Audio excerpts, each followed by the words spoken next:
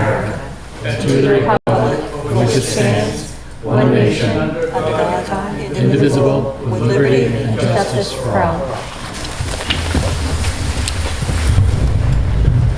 Thank you. Is there any public comment from the board? No public comment from the board. Any public comment from the public? No public comment from the public at the moment. Announcements. Last week we had executive session as a result of following through on the town manager evaluation, and it was voted to grant a 3% raise as a result of the one-year review. We have 5 minutes till our first appointment. We can go to the interview appointment to Historical Commission. Bill Lasko, you want to come up and introduce yourself, and why are you interested in being on the Historical Commission? I'm sorry, my hearing isn't that great. So you could just introduce yourself and say why you're interested in being on the Historical Commission. C. William Laxo is the name. I reside at 30 Prospect Street here in town. I've lived here about 42 years at the present time, and 3 years when I was just a little one. But having been affiliated with the Lunenburg Historical Society for about 6 years now, I just felt that were a vacancy to exist, that it might be a very, very good fit. For example, if the commission were meeting at the Ritter building and research was necessary, just a few steps would take us to, I often refer to as the town vault of information, photographs, old records, all of which might be of great help to the commission. And as my late wife often said, he really enjoys a challenge. And so I look at this as still another challenge in my young life. Been retired now for some 24 years, but I can't seem to get old. So therein lies the tale. That's great. Any questions from the board? No questions, just I want to thank you for your commitment to the town and for all your years of services already, and thank you for coming forward. Thank you. And is there a motion to for appointment through June 30th, 2021? And a motion to appoint Bill Laxo to the Historical Commission through June 30th of 2021. Second. Any discussion? All those in favor? Aye. Thank you Opposed? so much. Great, thank you. Thank Thank you. you. Thank You you can go very to the much. town clerk and get sworn in, and I will. you're official. May I be excused now? You may. Absolutely. Thank you. Town manager appointment?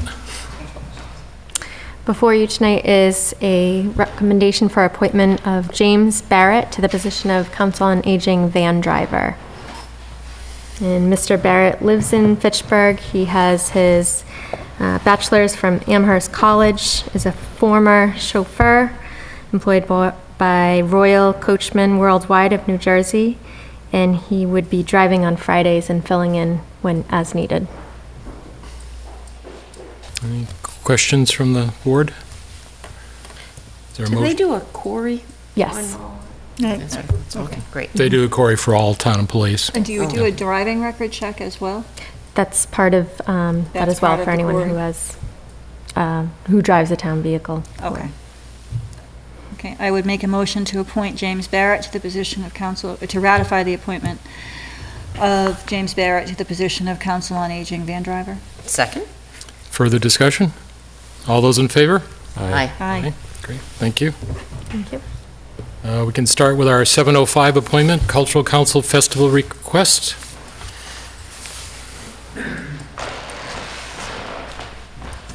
Thank you.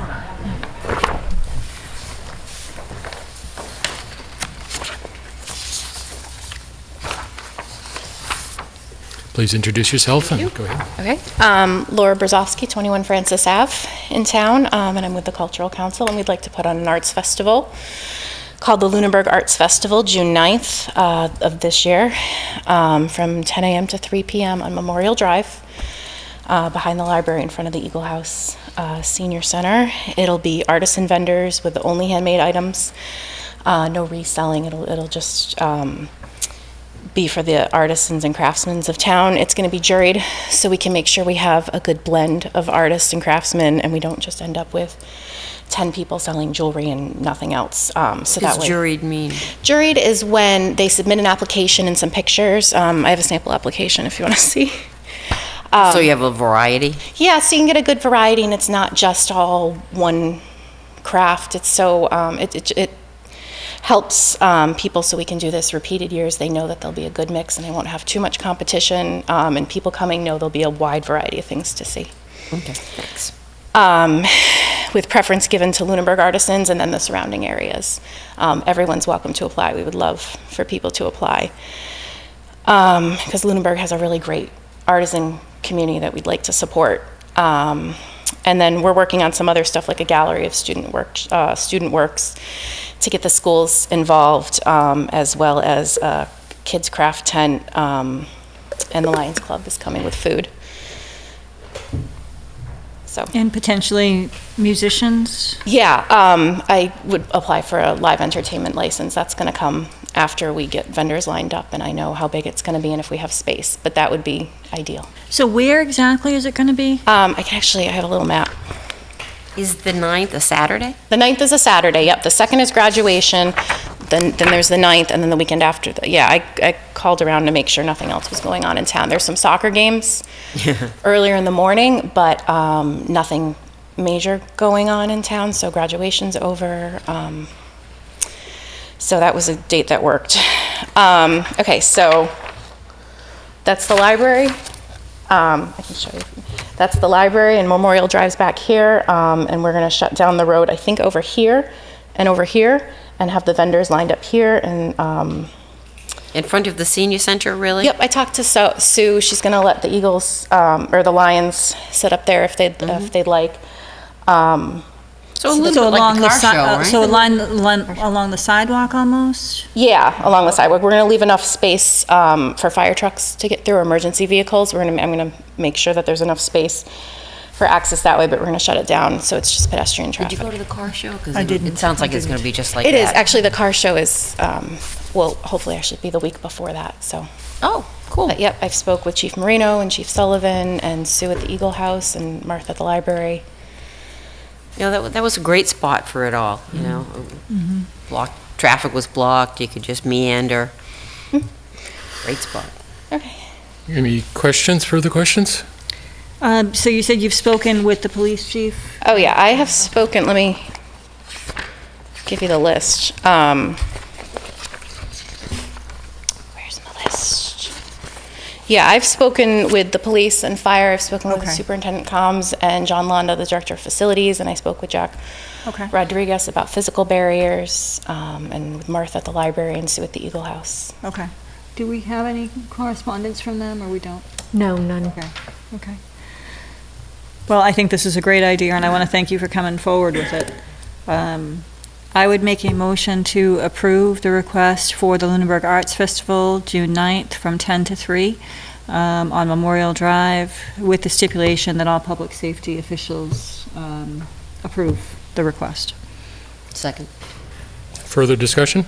Well, one question is, do you have a rain date, or are you going to hold it rain or shine? Not sure. I think so. I think we might do it rain or shine. The agriculture. Because get the food. Yeah, and the you get agriculture. I everything. don't want them to bring all the food and then have it not ready. And the Agricultural Commission did the Family Day in October of this year, and it had a pretty good turnout for being as miserable weather as it did. It was still a really enjoyable day. And I guess you can get little tents and things for above the artisans. Yeah, the anyway. vendors they're supposed to bring their own tents, so. Other questions? Okay, rain or shine then.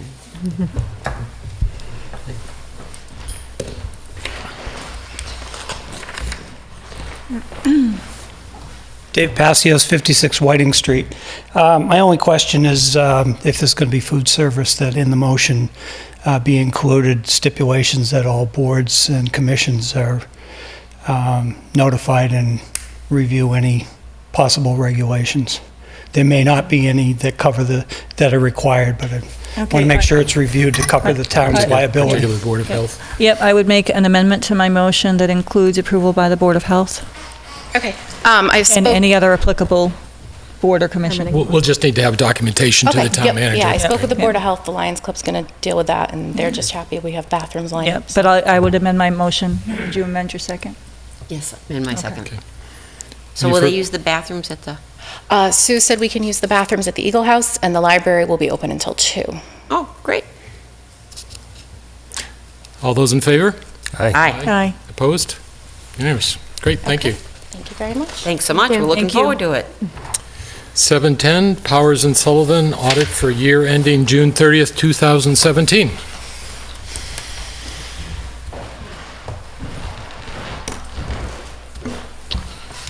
Hi, how you doing? Good evening. We're doing fine. We think? I guess you're going to tell us. Yeah, I'd first like to introduce Elizabeth Stevens, who's the senior accountant with us, and she played an instrumental role in getting the audit done, did the majority of the audit work, helped with drafting of the reports, so appreciate her making the trip out here tonight to attend the meeting. And my name is Frank Soretti. I'm a partner with Powers and Sullivan, and the engagement partner for the engagement.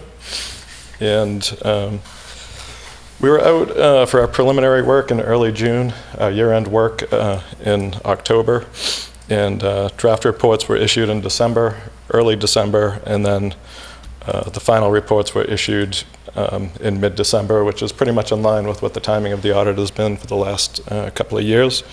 That was a very good turnaround as far as us being able to come out and do our work and being able to issue draft reports and then finalize them. There wasn't delay, anything that prevented us from being able to wrap things up. We had all the information we needed. It's just a matter of the process that we go through for quality control and the different steps that we take after we leave the field.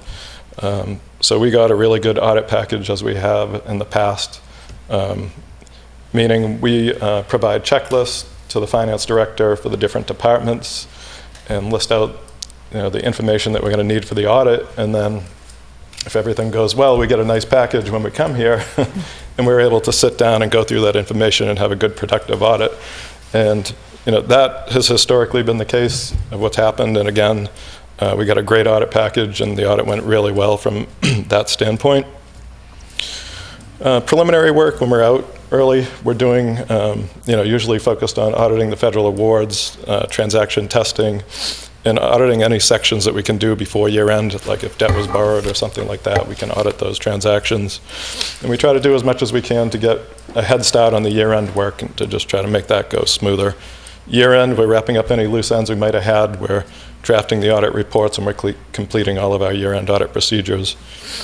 The overall results of the engagement were, number one, we were able to issue an unmodified opinion on the financial statements. That's the best opinion that you can get. It means your financial statements are in conformity with generally accepted accounting principles and include all the required disclosures that the standards say must be in there. The reporting deadlines were met. We received timely responses to any questions that we asked. We received good responses. We were happy with the responses that we got. There were no internal control deficiencies noted, no significant deficiencies or material weaknesses. Through the testing that we did, we found that the different transaction processing cycles are working as they should be. The proper requests are in place when someone is initiating a transaction. The proper approvals are in place. The supporting documentation is there. We found that the coding of the transaction is appropriate. Things were in the right place. Cash is being reconciled on a monthly basis. It's reconciled between the bank, the treasurer's balance, the book balance. That's one of the most important controls from a risk assessment standpoint, from our standpoint. And so when we see that there are good controls over cash in the reconciliation process, that usually is a good trend for what we're going to find when we go through and do the audit. And so that was the case. And so you should feel good about the cash and bank reconciliation controls that are in place. I thought I'd quickly go through the report on federal awards. I can go through that report in probably about 5 minutes and then jump into the management letter, and then I can just give you some financial highlights, if that sounds good. The report on federal awards is a report that's required to be prepared for entities that expend more than $750,000 in federal funds in a year. The town spent $934,000, so you qualified for this report, and it's basically a compliance audit. And so we went in and looked at the special education program, and you have to determine major programs, and so special education was the program that we were required to look at. Your expenditures were focused in the areas of school lunch, $163,000, and everything else was pretty much education grants, another $759,000. But similar to the financial statement audit, we were able to issue an unmodified opinion on compliance for the testing for the federal awards. There were no significant deficiencies or material weaknesses related to internal controls for the federal awards, and there were no current year findings or question costs. So this was another clean report, the best you can get. So those were very good results. On the management letter, just to reiterate, there's no material weaknesses in here. There's no significant deficiencies in the management letter. These comments, there's a combination of what we consider to be informational comments and then other comments that we feel will help to enhance your operations. And there was good progress made on the prior year comments this year. There were 3 prior year comments that were fully resolved. One of them related to a requirement by the Department of Elementary and Secondary Education to audit your student activity funds. And the field work for that audit was completed on February 1st. So we're still wrapping up in-house some of the work papers and the report, and just finalizing that, and then we should be able to issue a draft on that in the next month or so. So that was good to see. There was another comment related to password security, recommending that passwords be strengthened and that process be put in place where passwords are changed periodically, at least semi-annually. And that was put into place in 2017. And What kind of passwords? Computer passwords, like logging into the network, like Munis, the accounting system. Oh, okay. Yeah. So that's been done? Yes. Okay. And there was a comment related to investigating old receivables for motor vehicle and personal property tax. There were some receivables going back on the books to 1997, and we recommended taking a look at those, determining what's collectible and what's not, and then writing off the receivables that are not collectible. My understanding is that the Board of Assessors went through a process and reviewed the outstanding receivables, and now they're in the process, or they may have even completed, writing off the receivables that they deemed uncollectible. So that's, we're considering that to be resolved. Other comments, there was a comment related to writing off uncollectible ambulance receivables. The ambulance receivable balance has grown fairly significantly over the last several years. Since 2012, it's increased by $232,000, and it totals $744,000.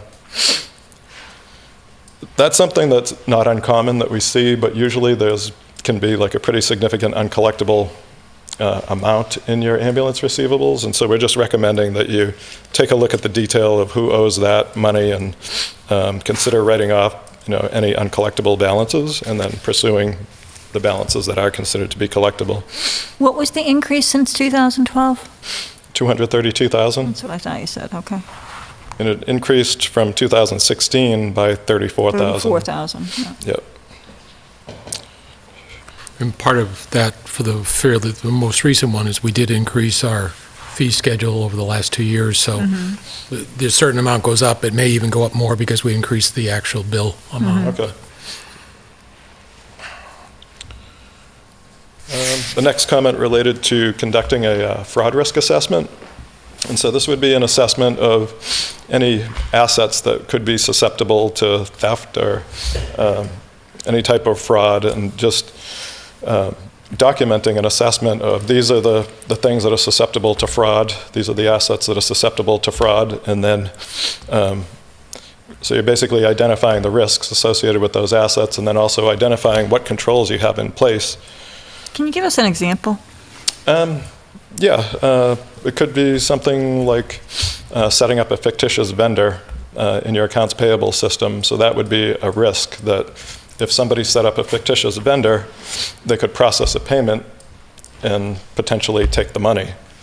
And so that would be the risk. And then you might have a control in place where the the person that processes the accounts payable doesn't have the ability to add a vendor. Someone else in the office has the ability to add that vendor. So you're kind of segregating those duties. And so Okay. you can reduce the risk. And so that's what you want to do, is identify the risk, identify the controls that are in place, and then make a determination, are the controls sufficient, or, should you consider putting additional controls in place? Now, is that something we would have another vendor come in and help us with, or is that something we would do internally? And I find that probably the majority of our clients have someone else come in and help They them have with that. someone come in and do it? Yeah. Okay. How often would you recommend that you do that sort of assessment? I mean, it should be an ongoing process, but the initial assessment is probably the most difficult because you get it laid out, and then it's just kind of going around and reviewing what's already been documented. So you don't think that we've done one? Because we had such a... There's not a documented one. I'm sure that there's been thought and consideration given to different risk areas, and controls have been put in place. Now it's just a matter of documenting them. But I mean, we had such a huge fraud earlier. I can't believe we didn't do anything then.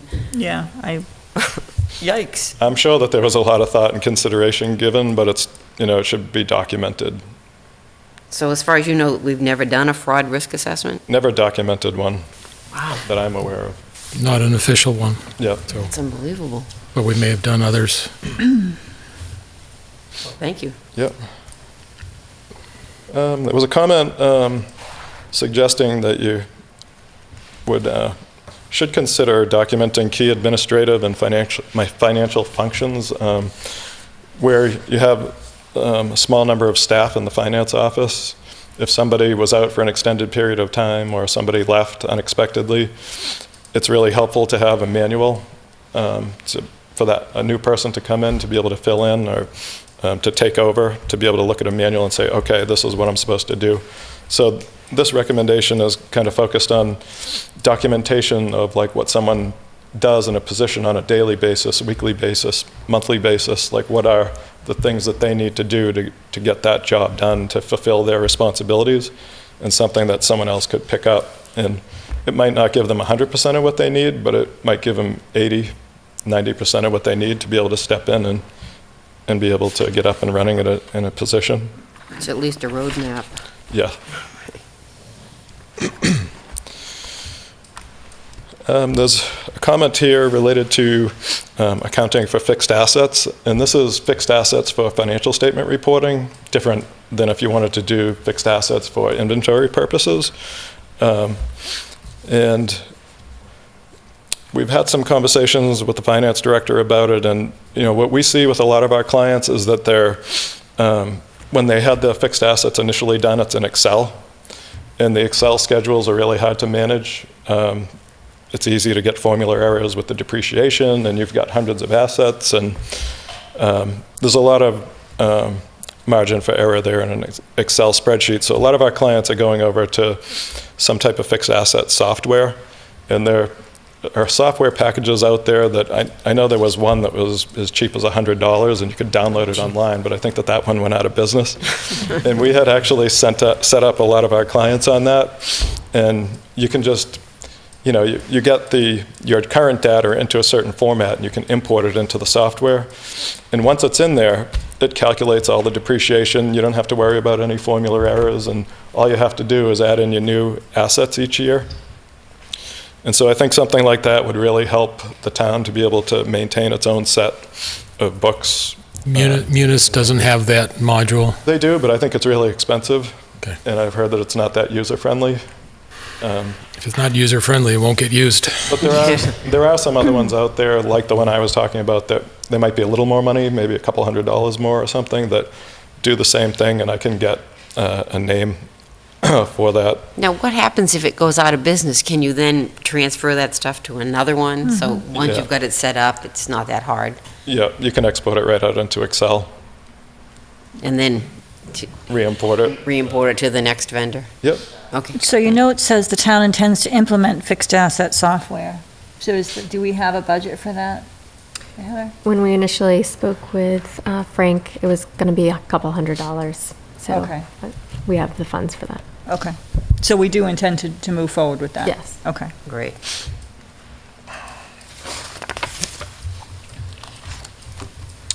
So OPEB would be in part of that? OPEB? No, What's gas? this is physical assets. Oh, okay. Yeah, that comes later. Hold that thought. Yeah. Hold that for about $23 million. Well, Yeah. there's another comment there related to developing a reimbursement policy and formalizing procedures. We just think it would be beneficial to kind of spell out what your reimbursement policy is, like what can be reimbursed for business expense, and what kind of documentation you need, how can they pay for it, and just set some parameters and, memorialize that. And we also recommend like a standardized reimbursement form for everybody to fill out that would have like department head signature authorizing the reimbursement, kind of like. So they do this already, but they don't have an official policy documenting what they actually do. Is there a form? There's a form for the travel, but there's not a form for the other, so. No, they're required to submit receipts, though, Yep. showing. And if they submit a receipt and they paid with a credit card, they have to submit their credit card statement showing that it was paid on that, so you don't get to double dip So or anything else. basically, you do a voucher and attach the Yeah. receipt, I think is the current Right, process.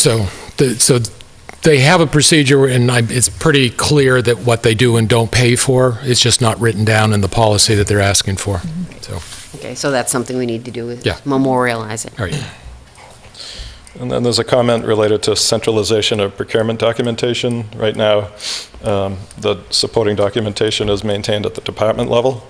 And just think from, I know when we're requesting things sometimes for the audit, you have to go to different places to get it. And that, I suppose, could happen with internal purposes sometimes. That you have more control over it if it's centralized. And the accounting system, the procurement module actually has the ability to scan the documentation in. That's my understanding of it. I don't know if anybody's heard anything otherwise.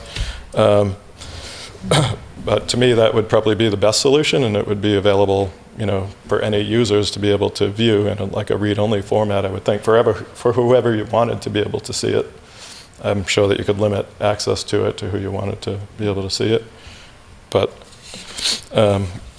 yeah, we were recommending that procurement documentation, like the bids, quotes, that type of stuff is centralized in one location or put like into the software and centralized that way. So even though the departments would generate it, they could keep their copy if they wanted, but just something would automatically go to the central place? Yep. That seems to make a lot of sense. Except for the space requirements for all those file cabinets for the, if you get an RFP process with this much response, you don't want to have a second copy here, there, and so. Can't you do it electronically? But you'd still have to have the original copy, and scanning it, unless you start doing it the way the planning board's doing for some things, is you require it to be sent to you electronically. The answer is yes. It's just not a simple answer, getting this process in place. Because But of the volume of Because of the records. volume and the paper, and who's going to actually scan it, and make sure you're scanning the right document. I'm not saying it can't be done. It's But just it's a- not, but it's a it big can't be done job. overnight. Right, it's a big job. And you could run into storage issues too, storing large files. Yeah, there's definitely some logistics to it. Computer files are a lot cheaper than paper file costs, so, I mean, that is the way to go. But the problem is, my understanding, and correct me if I'm wrong, Heather, that there are certain documents that you have to keep in paper format. Yes, and for so many years. Right, right. So even though we may have a computer copy, we may also need to have that paper copy. But you probably don't need to have a paper copy in two places. If you gotta have a paper copy, you gotta have a paper copy. Right, But I don't think we probably- have them in two Yeah. places right now. I think they're in the individual departments right now. And so this is something the finance director and the town manager need to work on to get done. Yeah, yeah. So then we had the informational comments. There was a comment related to some new requirements that came out from the government related to federal awards. It's called the Uniform Guidance. And there's a requirement there that you document internal controls related to the federal awards using the COSO framework. And so this is just here to make you aware of that's something that should be in place. And we've been working on a template in-house that we can hopefully give to our clients, or hoping that it'll be maybe ready like this spring or something. And I think that will probably help a lot because I feel that a lot of our clients haven't really done much with this. It's kind of new. And I think that something like that template would probably be really helpful to get the process started. But just to make you aware of that, that's something that should get done sometime in the relatively near future. When you talk about, in the letter, you talk about to make the town aware of the impact that this new standard will have on financial statement reporting. What kind of impact can we expect? I mean, we all know we have this liability, and every community in the Commonwealth has this. He actually went to the next one, not the Okay. OPEB. He's Okay. going back to Okay. that. This Okay. is the one that Sorry, I deals didn't with. realize Okay, I sorry. went out of Okay. order Okay. with that. Okay. This is control environment, risk Okay. assessment, Okay. control activities, information, communication, and monitoring. Okay. But the impact would be more work for finance to make sure we're documenting everything. But really, they're going to be documenting everything they should be doing anyways. Is there any new tasks we need to do under this standard? I mean, maybe work a little bit closer with the actuary. You guys have a good actuary who's really on top of this, which is great. But make sure that you're coordinating with him to get the information, because now you still need to get a full-blown actuarial report every 2 years, but you also need interim reporting to be able to record the liability on the financial statements each year. So this year, there's two different standards, GASB 74 and 75. So GASB 74 got implemented this year, and that's the reporting for the plan. And basically, that added some new footnote disclosures to the OPEB footnote, and it also added some new required supplementary information schedules that disclose, under the new standards. And then the confusing thing is, because it's a transition year, the footnote also includes some of the old footnote disclosures. And so we've got a little bit of a hybrid this year. So next year, when GASB 75 gets implemented, everything will match a lot better than it does this year in the footnote. But that's probably the main thing that you'll have to do, is just coordinating, making sure that the actuary has the information that he needs and that the valuation report will be available for the audit. So that we can complete the audit and not have delays. I think the actuaries are kind of working through this now too, and some of them are handling it better than others as far as being able to get the information to their clients on a timely basis, because we're definitely seeing some where there's delays. Unfortunately, that's not the case. That hasn't been the case out here at all. So hopefully that will continue to be the case. What does GASB mean? It's the Government Accounting Standards Board. They set the standards for government accounting for all the different reporting requirements. Okay. So that was everything for the management letter. If there's, I can move on to the financial statement if you don't have any more questions on that. But you didn't address OPEB, right? That's what he was just talking about. Yeah. That was the one where we were required to have an evaluation by an outside entity every 2 years. Yeah, But in sure. reality, we have to have it annually because we have to include it in our annual financials. So the finance director will have to get things like what are people's ages, salaries, what's going on with the pension, and all the data like that to the actuary, and they're going to have to report it every year. And I think you're going to talk about the financial amount that it is in the next section. Mm-hmm. So we'll actually talk about the dollar amount that's involved. Now, when I was at, I don't know, the MMA, there was a conversation about that, saying, and maybe you're going to talk about it later, that your bond rating score or something can be affected by how you treat that. So are you going to discuss that in the next section? I can. I wasn't planning to, but I can. Okay, great. Okay. I mean, I could talk about that right now before I get into this. Yeah, they basically look at you and your peer group. And so if your peer group is doing one thing and you're doing another thing, then they're going to look at you differently. Up to this point, from what I've heard, they haven't put a lot of weight on what people are doing as far as funding OPEB. And they've always known what the liabilities are. They've just been reported in the footnotes and in the required supplementary information. So these standards are putting like the full OPEB liability on the financial statements. You had a net OPEB obligation on the financial statements It was $23.3 million for FY17.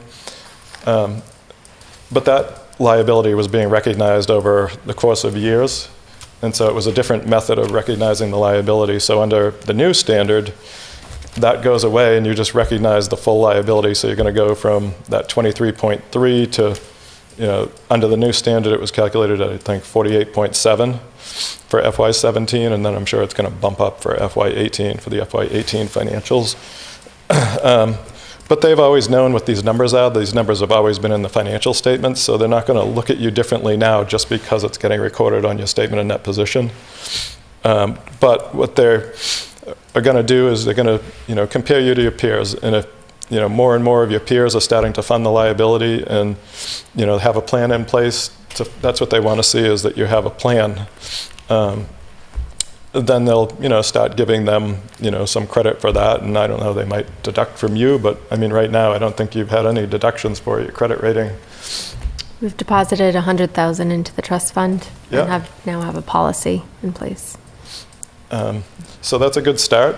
And there's a lot of other cities and towns that are at that same point. There are other cities and towns that are ahead with the funding, and there's others that haven't started and don't plan to.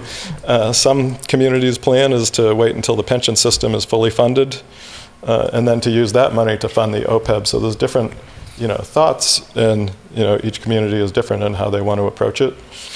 So I don't know if that answers your question, but What are the strategies that communities are employing to try to decrease that liability going forward?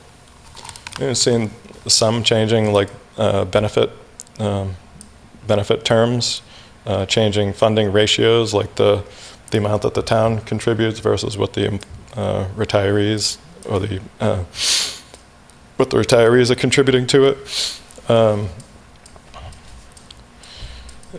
Also, by funding it, you can increase your discount rate, and when your discount rate goes up, that will significantly bring down your liability.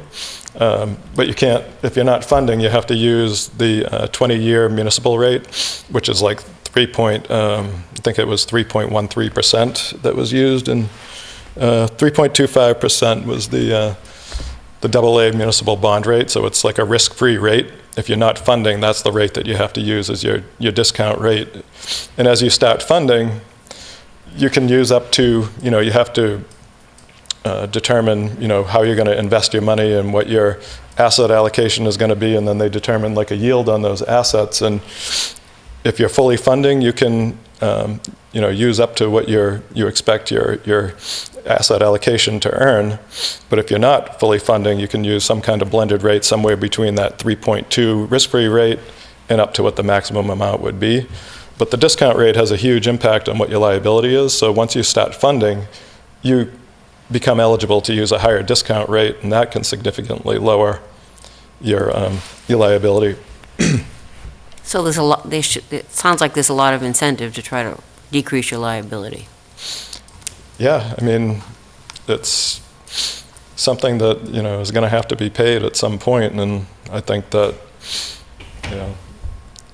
you're probably better off to start funding it sooner than later, as opposed to, leaving it for future years.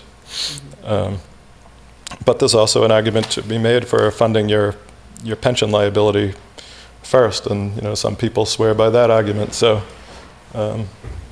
different people have different opinions about it, but Thank you. yep. Just a few other things that I wanted to highlight for you. We talked about the cash reconciliations and the strong controls that we saw there. The receivables, you've got a large receivable. Which one are we in now? Financial statements, but I'm just going off my notes. You have a large receivable on the books for special assessments, about $6.8 million. Majority of that relates to sewer betterments. No issues with that. You had about $3.7 million worth of receivables from the Mass School Building Authority. $2.6 million relate to the primary school. And that project was being funded under an old method where they'd pay you a fixed fee for the life of the bond. I think you guys get $474,000 a year. And that's going to be fully paid off in 2023. you also had a receivable for $1.1 million on the new middle school, high school project.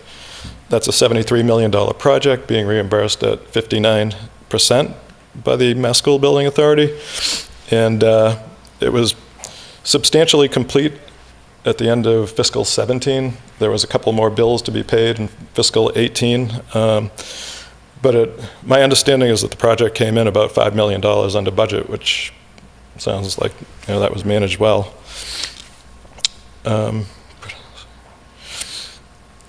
Tax liens and foreclosures, that balance has increased by about $360,000 since 2014.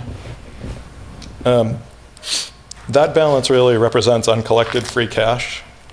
That's something I wanted to bring to your attention, that that balance has been going up, and it's $1.2 million now.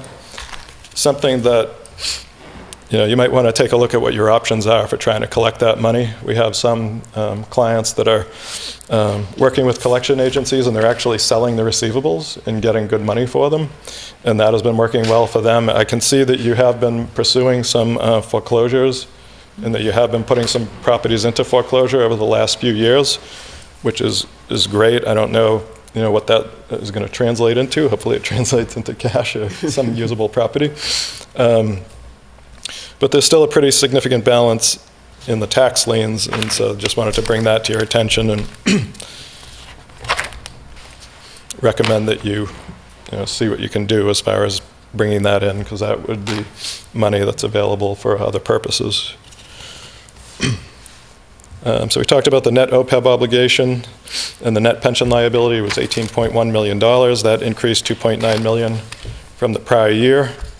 You're part of Worcester Regional Retirement System. The system was 42% funded, which is actually one of the lower funded systems in the state, but you don't have any control over that. You're part of a multi-employer system. But they had a good year in terms of investment returns with the market. So hopefully that's that funded ratio is going to improve over the next few years. It's cyclical. AAA or AA plus credit rating with S&P, which is great. You maintain that. Results of operations, you had a $312,000 surplus in your general fund for your budgetary results. That was due to a $394,000 revenue surplus. Most of that, $236,000 of that was related to motor vehicle excise, and then you had some money from tax liens and miscellaneous revenues. You also turned back some money on your expenditures. You turned back $212,000. $146,000 was from education and $79,000 in public works. I understand that the money in education was to make up for the assessment that you were had higher assessments, I think, for school choice and charter school assessments than what the state was originally projecting. So that was really good budget management to underspend the budget to make up for that other over expenditure. And so what we're seeing is that your operations are structurally sound and that you have good budgetary controls in place, and that's a good example of it there with making up for that shortfall in the state and county assessments. Your fund balance, general fund balance, total $5 million. $426,000 was restricted for debt service, $675,000 was committed for a subsequent year expenditures, and another $675,000 was assigned for encumbrances. That left you with $3.2 million of unassigned fund balance. That's about 9% of your budget. The AAA rated communities usually have like 10 to 15 or 10+% there, and you guys are getting really close to that, which is great to see. Those are healthy reserves, and you want to have those included in that were your stabilization funds, which are $1.9 million, 1.6 in the general and 228 in the zoning. The other thing is your real estate and personal property tax collections were excellent. You had a 98% collection rate. So that is also great. Sewer operations were good. Your fund balance was $1.2 million, which was an increase of about $127,000.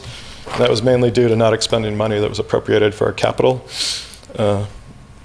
In your solid waste recycling operations, fund balance was $16,000. That was an increase of $7,000, and that was mainly due to just revenues for bags and bins that were higher than the budget. And that really covers everything that I wanted to bring to your attention, highlight for you. Thank you. You know, I just had a question. Yeah. We always hear that we have a really good collection rate for taxes. So how is it that we have this big tax lien in foreclosures? It almost doesn't make sense. If we have really good collection, why do we have this big outstanding? Do you know what I'm saying? It's been building slowly over time. So, Take 2% each year, and the property that you didn't collect last year, we assume they don't collect this year, so their taxes get added to that. So it's compounded for that, plus you get new people. We did have turnover in the treasurer collector's office, so it went up during that turnover, but the current treasurer collector is doing a lot of work on trying to reduce that number. But it's, as he was saying, it's cumulative, not all in one year. Okay, so if you don't stay on it, it just Yep. gets out of hand. yeah. And you go back to 2008, when you had the downturn in the economy, and that's when our balances started going up tremendously. And the town could have been in the business of owning all the property that was such like that, and then would have been sold for pennies on the dollars, not necessarily the right thing to do, so. But I think we've got a different policy for how we try to collect it. We met and we talked about which things we should foreclose on and the town take, or foreclose on and the town sell. So I think we've got an active process. The board's been involved asking these questions for as long as I've been on the board. Oh, good. And I would say congratulations to the finance director and the town manager for all the work to have a clean audit. It's a big thing.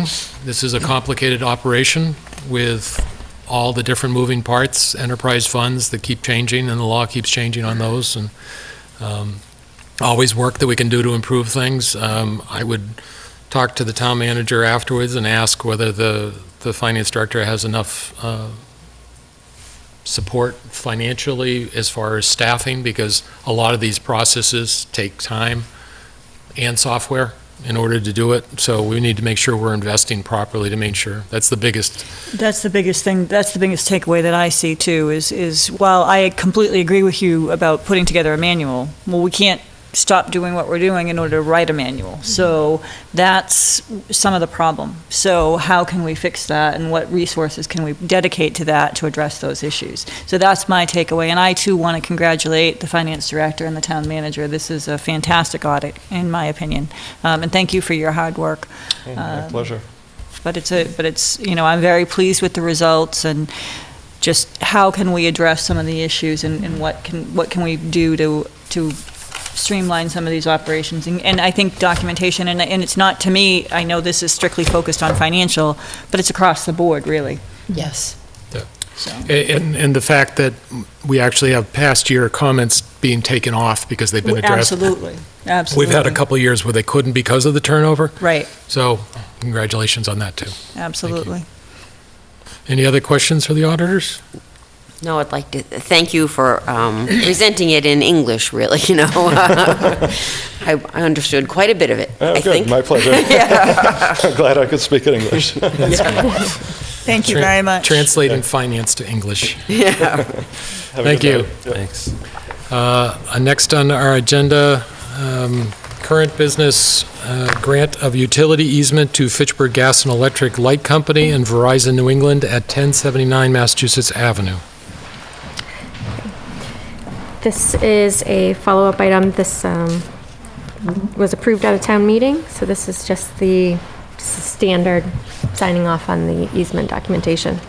And this has been reviewed by our council. By town council, and the site plan by the land use director. So does not require a vote.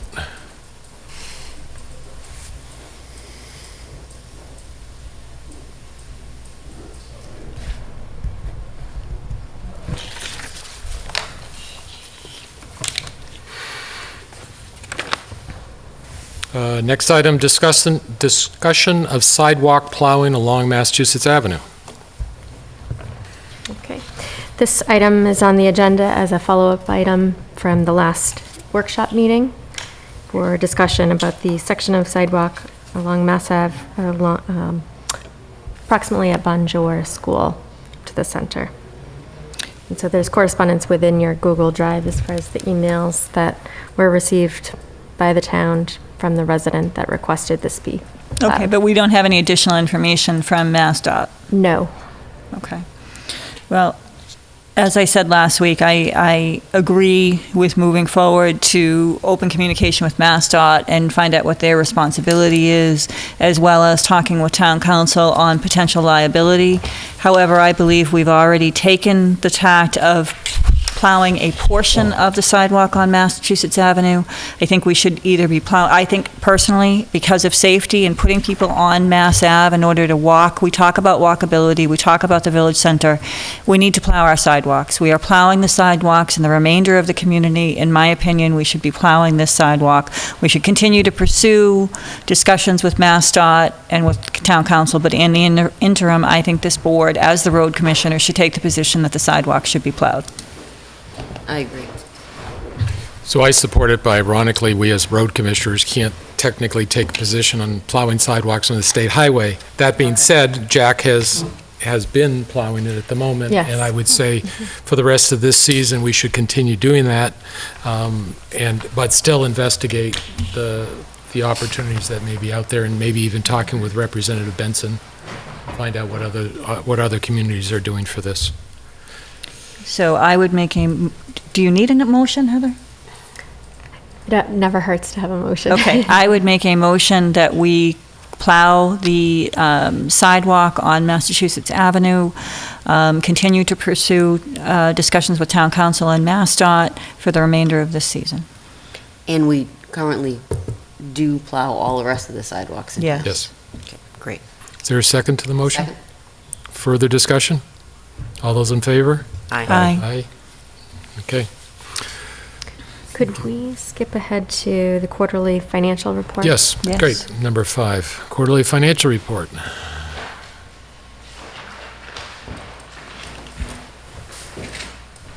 You're already working on next year's audit. I do have to say two things about what he talked about on the management report, because I don't want anybody to think that the proper procedures aren't in place. On the fraud risk assessment, just because we don't have a written policy doesn't mean that we're not, when everything happened with our former superintendent, right. there were several procedures that were changed in order to eliminate anything like that happening again. So I can assure you from my perspective that we're safe as far as that's concerned, even though we don't have this written fraud risk document. So I just don't want you to think that, I'm not saying it could never happen again, but we're doing everything in our power to make sure that it doesn't.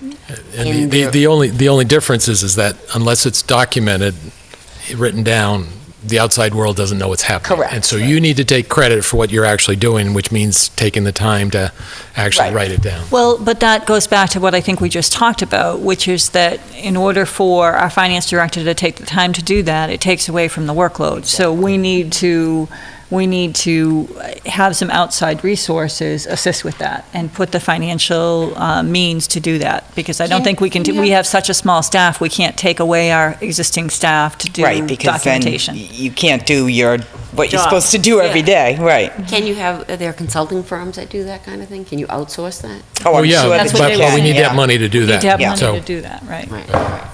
And also on the formal reimbursement policy, that's something I will make sure next year when you look at this management report that one is off, because that's an easy policy to write. But I can tell you, and any of you that have submitted for any reimbursements know that we require documentation and receipts and everything. So we're not going to give you money unless we know that you spent that money performing or doing something for the town of Lunenburg. Just so you know. Yeah, Because those bothered me. No, We discussed it. well, I've never had to fill out any form or anything, so I'm thinking, I didn't. No, but you have your receipt, and you have a copy of your registration or whatever it And a is that copy you're of your doing, credit right. card, and yeah. And so that is the form. That is the form, right. there's not an expense form per se, but you have to show, okay, I'm taking this class, or I'm attending this seminar, and here's my proof that I paid for this. Yeah, but you probably will create a form? Yeah, and there is a form that exists. All the departments may not use it, but I can tell you that in my department, we have a form where you can fill out, up at the top, it's for like your registration fee or something like that if you went to a school, and then there's a section down below for any mileage that's related to going to that school. So we'll get that one. I assure you that one will be taken care of Yeah, and the you think next that time around. if everybody used the same form, that'd be pretty easy, And it would be simplify things. beneficial to us as Right, well, right. because the school has a lot of the same thing too, and everybody should be under the same procedure, same form, standardized. It would make it better for us as well, so. I agree. And I honestly don't have too much to say about the revenues or the expenditures for the period ending 12/31/17. I can tell you that we're right at where we should be on both revenues and expenditures. On the revenue side, we've collected 50.86 of our estimated revenues, and on the expenditure side, we've expended 49.4% of our budgeted expenditures. As of right now, there really aren't any surprises. We have a few local receipt categories that are a little bit above what we had estimated. One of them is departmental revenue school, and we've collected 93.77% of that through the end of December. We have collected 60.11% of our fees, 72% of our fines and forfeits, and 71% of our penalties and interest. As you know, motor vehicle excise is the largest source of our local receipts, and we don't bill the first commitment of 2018 until the quarter that we're in right now. So you should see those percentages increase at the end of this quarter. Those bills are going out, or have gone out. And the first commitment of the 2018 motor vehicle excise, I believe, was about $40,000 higher than the 2017 first commitment, so. This year's installment on our road pavement plan. Yeah, exactly, there's our 50,000. And like I said, on the expenditure side, we were at 49.4% of budgeted expenditures at the end of December. Everything looks like it's at where it should be. The only person that I heard say anything about her budget to me was Kathy. She was talking about her elections budget, which it's not a large budget. It's a budget of a total of about $10,000, but because of the additional elections that she had this year, she anticipates that budget will probably go over and will need either a reserve fund or a supplemental appropriation at the town meeting in the spring. Other than that, that's all I have.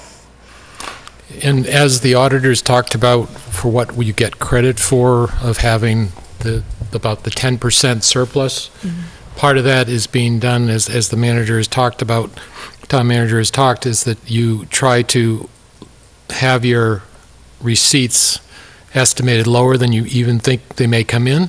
Exactly. So you're creating a surplus for the next year already, trying to improve your cash flow and other things like that, so you don't spend all the way through. And being able to have the free cash every year to fund our capital plan. Yep. Because that's basically our free cash. Any surplus in our local receipt estimates directly translates to free cash, so.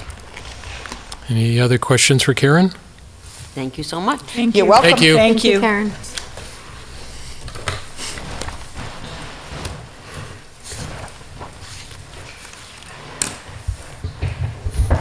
Minutes, warrants, action file. So we have minutes of February 6th and February 13th. And I realized I bypassed the town manager report. If you want to go to that. Okay. Do you want to get through the warrants? Oh, sure, we can do the warrants. So we have Accounts payable in the amount of $164,198.14, which is deductions. Public schools, payroll $1,331.20. Payroll $740,748.41. Before we go on, I'm looking at the minutes from February 13th, and I guess this is not my recollection of, this states that he presented a chart, this is talking about the Vertex Company's property condition assessments. He presented a chart showing all the buildings were rated as poor. That's not correct. The 5 buildings. Several of them were fair to good. The chart, I think, was all poor. They should. I'll pull it up. Which varies from the report. They do all list poor. Yeah. Go ahead. It's using that index. So within the report, there's certain categories that were fair, but using that index, The they were rated. building as a whole would be considered poor. Right. Okay. That's it. Oh, and then we have another accounts payable in the amount of $179,416.05. There goes my name. Okay.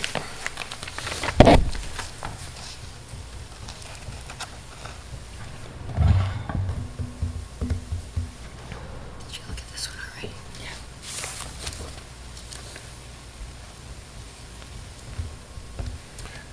So, town manager report. So the Business Town Partnership meeting, just a reminder that that meeting is scheduled for February 26th at 10 a.m. at the library. A update on Montechusett Area Regional Transit. The Council on Aging Director and I attended the last MART meeting, which was on February 15th, and MART has changed the reimbursement model for dispatching back to 33% of direct costs to operate the van. But now the time that's spent by the dispatcher on scheduling transportation will be considered part of that direct cost. So the reimbursement ratio is slightly different model than they had previously stated. So it's changed approximately 3 times now. So what will the overall effect be to the Council on Aging? it should, we should be in no worse condition than we were before. MART will be providing a uniform reimbursement form and will be addressing reimbursements on an individual basis if they seem disproportionate. The transportation service contract is still in draft form and will be discussed again at their next meeting on March 27th. At the last public forum, a resident of Tri-Town Landing expressed interest in adding a MART shuttle stop at that location. In light of the proposal by Tri-Town to construct the last housing unit as senior housing, adding an additional stop at this location could potentially increase ridership. Selectman Luck and I will be looking into this option with MART. Special events permit. As a result of the recent discussion on public events on private property and the impact it has on public health and public safety, a meeting with the land use director, the building commissioner, the local inspector, the Board of Health regional agent, the DPW director, and the fire chief was held on February 14th. The police chief submitted his comments. He was not able to attend that day to another meeting.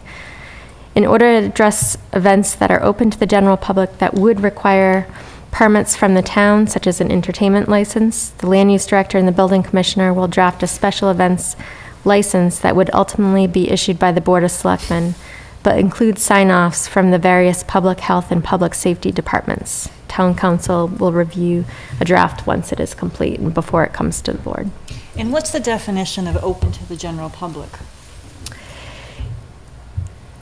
Open to the general public, being advertised, such as similar events that's come before the board. I think one of the things that I would hope that would come with this license is what is covered and what is not covered with whatever guidance we can give, because I think that's the thing that came out of the last hearing when we denied the license was that we need to have a dialogue separate from a zoning discussion about when do we do it as opposed to somebody's backyard party. Right. That invites the entire class for a graduation party or something like that.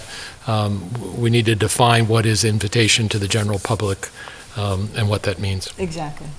And, I also, all of the discussion and the people from Holman Street coming really made me think about Shady Point Campground on Lake Shirley. People bring liquor in there, people bring boats, jet skis, they have bands there which are really loud. People with their boom boxes are really loud. I mean, it's unbelievably invasive for the people, especially the people who live close to Shady Point. So I'd love to understand what kind of a license they have that allows them such disregard for other people in the area. So I think that needs to be addressed. Part of the thing that's different with Shady Point is that that's zoned commercial. Mm-hmm. And so they have a historical use of the property. Mm-hmm. And I would hope that land use would talk about how much of that continues on because they've always done it that way or possibly done it all that way. But I think what we're talking about effectively is who gets to use what property at what expense to the neighbors. Right, When do you have the right to do it, right. and when do you not have the right to do it? And if we get to that level, I have to be honest with you, I think the town has to chime in, because I think, many people have parties. I know on my lake, there are many people that have parties, and they hire a band, and they have a party. But do they do it every week? Well, Does that change does the that change consideration? it? But those are the kind of questions. I don't want to take away people's rights to entertain on their own property. Right. But what Right. are the guidelines? I think that's what we have to really define, when it's okay and when it's not. Right. And is there a noise ordinance or, And there is not in Lunenburg. Right, but should there be? I think a discussion point would be that it's also a partially commercial venture as well. Well, and that's right. Which may make it different for Shady Point versus a private property. Right. Yeah, but I mean, establishments have to have like a BYOB, But I think this potentially could have an impact, so I want to understand what the policy is. Right, you don't want to restrict people's rights to have Exactly. a graduation party. But I also want to protect people's rights to enjoy their own property. So there's a line, and I want to understand what this policy and how it's going to be defined. It's not over yet. Right. Yeah. And one of the main reasons we met was looking at it from our public safety and public health departments. They need to be prepared for events such as this. So, Complete Streets Survey. The Complete Streets Community Survey is on both the website and the town Facebook page, and copies are available at the school, library, senior center, and town hall. Thus far, we have received has reached approximately 2,900 people through Facebook, but we only have 183 responses to date. So I'd plead with people, please fill out the survey. Another Facebook message was posted today requesting viewers to fill out the survey to hope to solicit more response. Superintendent Collins and I are working on adapting the existing survey so that it is geared towards school-aged children to utilize these same streets as pedestrians, bicyclists, or motorists. In order to not skew the results of the current survey, these results will be tabulated separately from the one that is online right now. Great. The FY 2019 budget message and preliminary budget documents are now on the town website, as well as they can be requested through the Selectmen's office or town clerk's office. And kudos to you when I opened up the Lunenburg Ledger on a Friday and your budget message was there, knowing that you had just given it the night before, but that meant you had to think ahead and get it there to the part on Tuesday. So thank you for taking the social media of paper. What helped was reviewing the charter a month ago, and that was a reminder. Town facilities information. The information that relates to the discussion on town facilities is on the town website. The property condition assessments were uploaded the day after our last meeting, and more information that has been presented at the various meetings that relate to this topic will be added to the website under the town facilities link on the homepage. Great. Thank you. Thank you.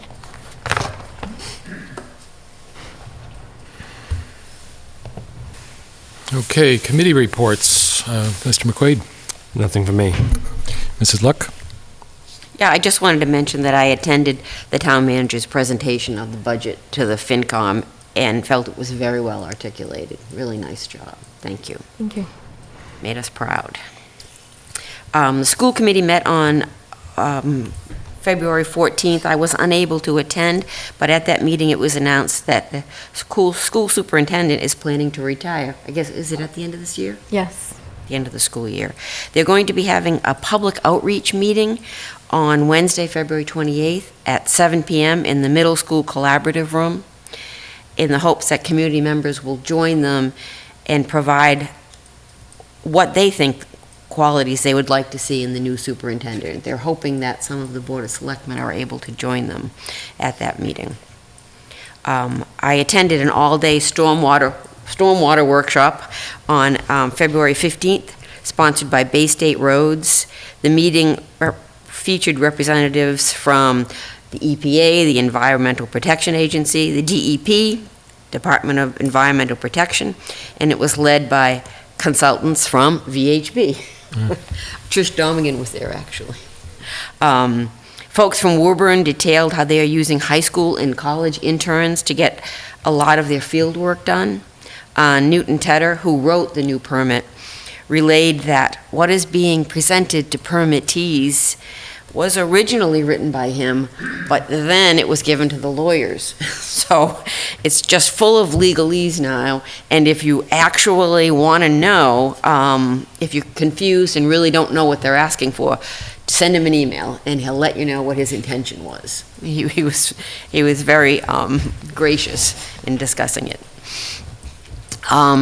Participants at the meeting, actually, one of my fourth grade students from long ago was a fellow member of, so I felt very old. Several of the communities mentioned that they are no longer using sand for winter storms, and that further, they're employing technological advances to reduce the amount of salt they're using as well. So there's lots of things that you can do with brine, but you need more equipment. So I'm hoping that the DPW is looking into his capital requests and finding out about what kind of equipment we can use to help that. I went to a great workshop last year on sand and salt, also by Bay State Roads, and there's a lot of things out there. The EPA and the Consensus Building Institute announced a 4-session training for municipal leaders on reaching community consensus on stormwater funding solutions. It's going to be held on March 6th and 30th, May 3rd and 24th. And they're going to pick locations once they know who wants to go, so they can make the travel as convenient as they can for people. I do hope that town department heads will avail themselves of these opportunities, because I learn a great deal when I go to these workshops. That's it. Mrs. Berger? Not a lot from me. The MPO is meeting tomorrow at 1 o'clock, and one of the things I'll be talking with Brad Harris about is the impact of the reduced cost of Summer Street. Additionally, the Conservation Commission is meeting tomorrow night, and Gary Goldrup is going to be giving an overview and taking question and answers about the work that was done on the small town forest. So I would encourage people that have questions to attend the Conservation Commission meeting tomorrow night, and he'll be there to answer any questions you have. I was driving today, and I was remembering that when we talked with the Conservation Commission, they were talking about updating the bylaw and regulations. Do you know where they are with those updates? No, but I will find out. Okay, great, thank you. No report from me. Any action items? Any public comment from the public?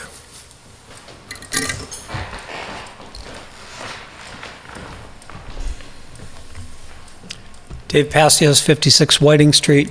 I'd just like to personally congratulate the Cultural Council for bringing forward a festival, and I have not been able to attend their meetings because I've had conflicts for the past 4 or 5 meetings, but my understanding is that they're very active this year, and this is the first of what I think we're going to see many events that they're going to sponsor. Fantastic. So I congratulate them. And I have one question for town manager, I think would be the appropriate place to put this question. The additional 2 buildings for the building assessment, do you have any update on when that's going to be available? The written reports are going to be available? I do not. Okay. The past schedule was within a week or 2? No, probably 2 to 3 weeks. Okay, so For the reports. Okay, themselves. thank you. March. Okay. Any other public comment?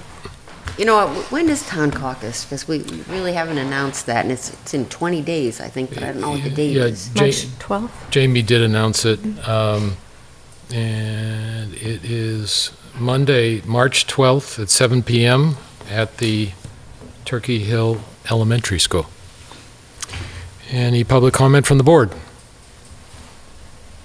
Our upcoming meetings are March 6th, 13th, and 20th. We do not meet next week. Is there a motion? Motion to adjourn. Is there a second? Second. All in favor?